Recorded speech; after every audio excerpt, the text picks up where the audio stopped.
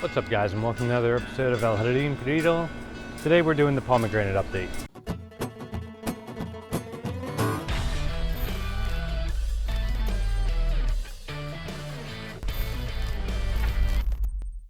Alright, so a year or so ago I made a video about completely taking down your pomegranate and letting it come back to life.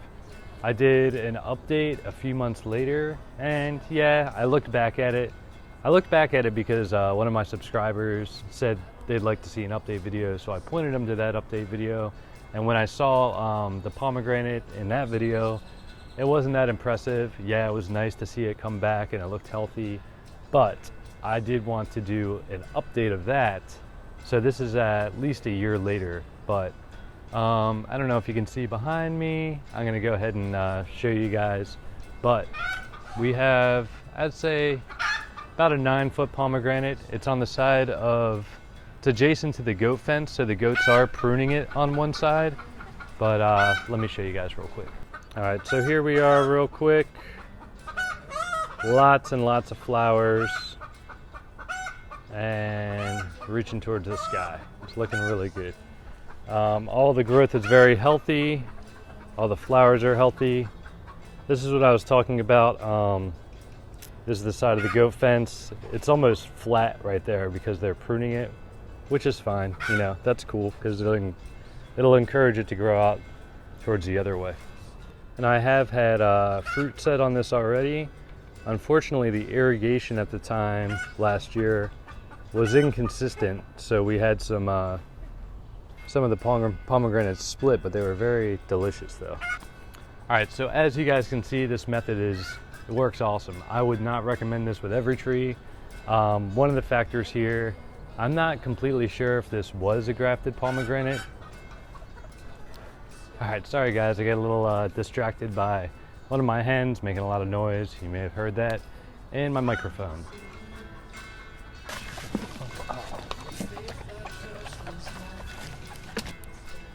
All right, sorry about that guys. One of my hens was making a little bit of racket. I just threw them some food to distract them and keep them quiet for the time being. So, as I was saying, I'm not 100% sure this was grafted.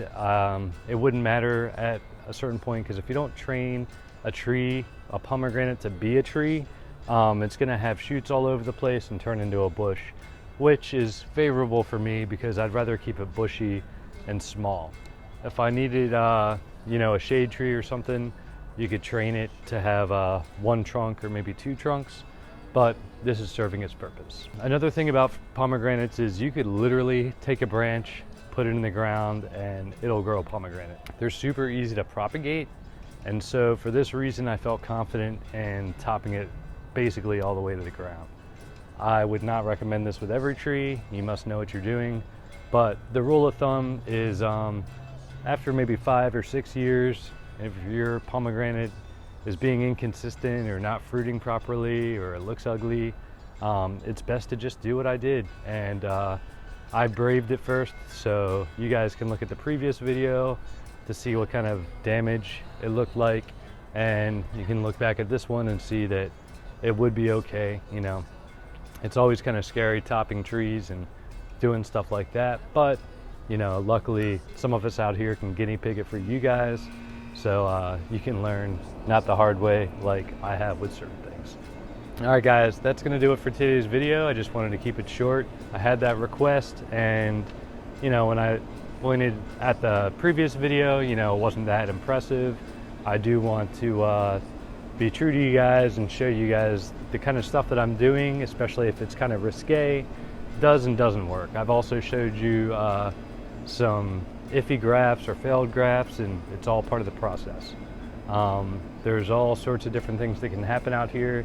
You guys know as well as I do that gardening isn't easy, and when you get into some of these technical things like grafting and say topping down a whole tree and stuff like that, things happen. So I'm glad I was able to share this with you guys.